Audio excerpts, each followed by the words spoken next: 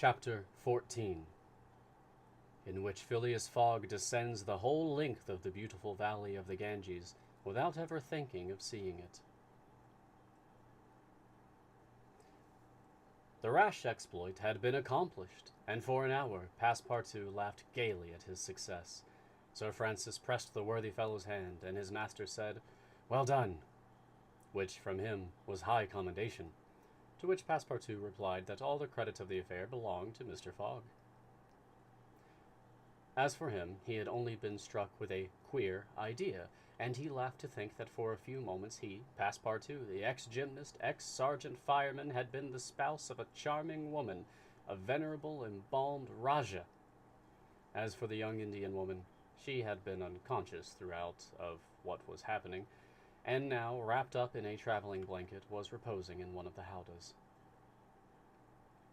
The elephant, thanks to the skillful guidance of the Parsee, was advancing rapidly through the still darksome forest, and an hour after leaving the pagoda had crossed a vast plain.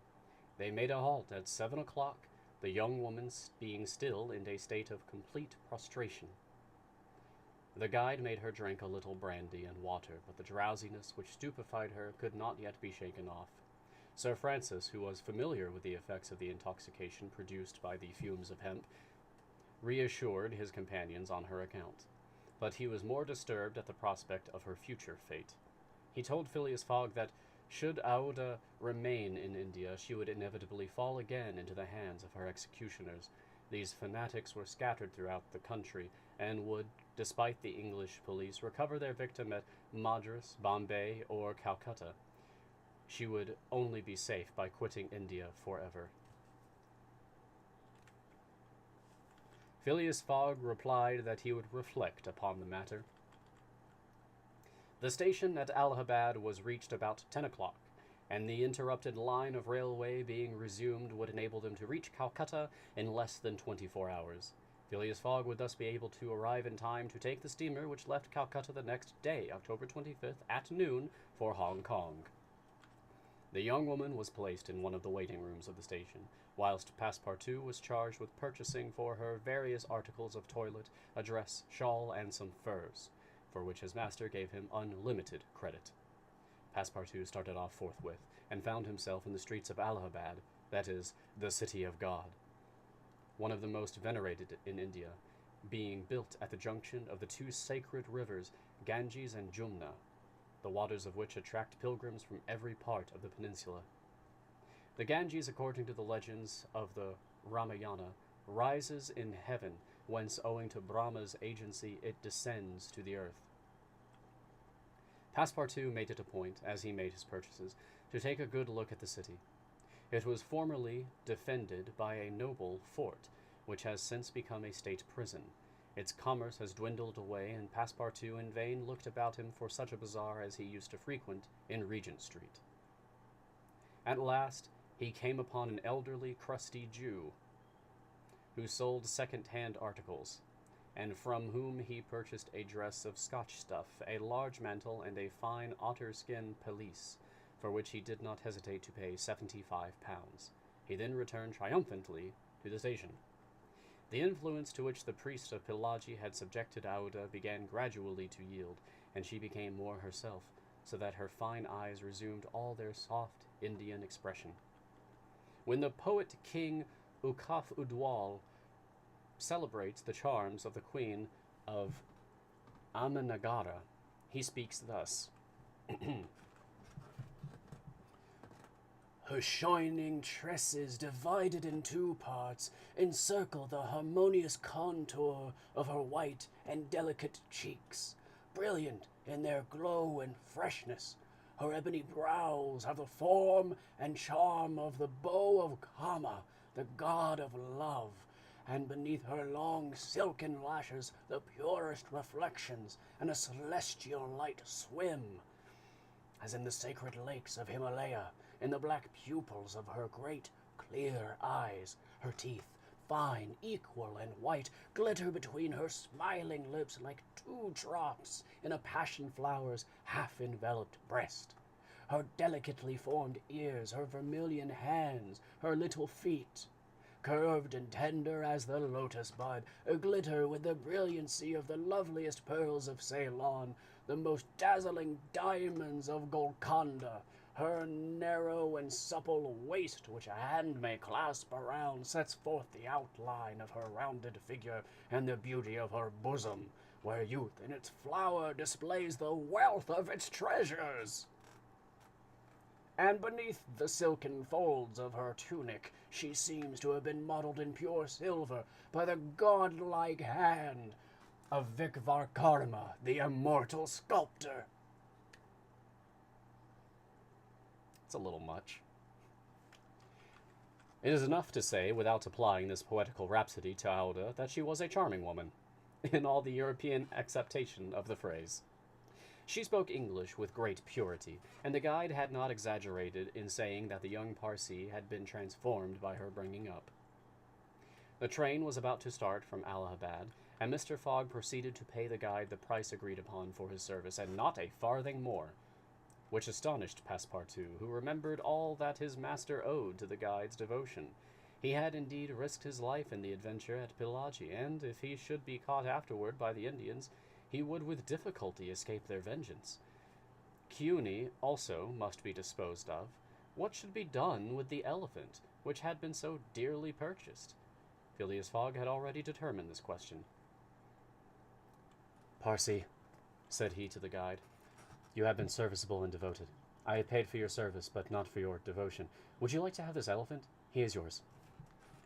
The guide's eyes glistened. "Your honor is giving me a fortune," cried he. "Take him, guide," returned Mr. Fogg, "and I shall still be your debtor." "Good!" exclaimed Passepartout. "Take him, friend. Cuny is a brave and faithful beast." And going up to the elephant, he gave him several lumps of sugar, saying, "Here, Cuny, here, here." The elephant grunted out his satisfaction, and clasping Passepartout around the waist with his trunk, lifted him as high as his head. Passepartout, not in the least alarmed, caressed the animal, which replaced him gently on the ground. Soon after, Phileas Fogg, Sir Francis Cromarty, and Passepartout, installed in a carriage with Auda, who had the best seat, were whirling at full speed toward Benares. It was a run of 80 miles, and was accomplished in 2 hours. During the journey, the young woman fully recovered her senses. What was her astonishment to find herself in this carriage, on the railway, dressed in European habiliments, and with travellers who were quite strangers to her.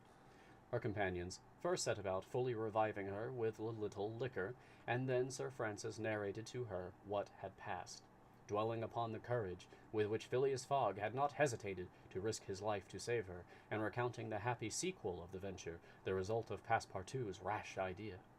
Mr. Fogg said nothing, while Passepartout, abashed, kept repeating that it wasn't worth telling. Auda pathetically thanked her deliverers, rather with tears than words. Her fine eyes interpreted her gratitude better than her lips. Then, as her thoughts strayed back to the scene of the sacrifice and recalled the dangers which still menaced her, she shuddered with terror. Phileas Fogg understood what was passing in Auda's mind, and offered, in order to reassure her, to escort her to Hong Kong, where she might remain safely until the affair was hushed up, an offer which she eagerly and gratefully accepted. She had, it seems, a Parsee relation, who was one of the principal merchants of Hong Kong, which is wholly an English city, though on an island on the Chinese coast. At 12:30, the train stopped at Benares. The Brahmin legends assert that this city is built on the site of the ancient Kasi, which, like Muhammad's tomb, was once suspended between heaven and earth. Though the Benares of today, which the Orientalists call the Athens of India, stands quite unpoetically on the solid earth, Passepartout caught glimpses of its brick houses and clay huts, giving an aspect of desolation to the place as the train entered it. Benares was Sir Francis Cromarty's destination, the troops he was rejoining being encamped some miles northward of the city. He bade adieu to Phileas Fogg, wishing him all success, and expressing the hope that he would come that way again in a less original but more profitable fashion. Mr. Fogg lightly pressed him by the hand. The parting of Auda, who did not forget what she owed to Sir Francis, betrayed more warmth, and as for Passepartout, he received a hearty shake of the hand from the gallant general. The railway, on leaving Benares, passed for a while along the valley of the Ganges. Through the windows of their carriage the travelers had glimpses of the diversified landscape of Behar, with its mountains clothed in verdure, its fields of barley, wheat, and corn, its jungles peopled with green alligators, its neat villages, and its still thickly leaved forest. Elephants were bathing in the waters of the sacred river, and groups of Indians, despite the advanced season and chilly air, were performing solemnly their pious ablutions.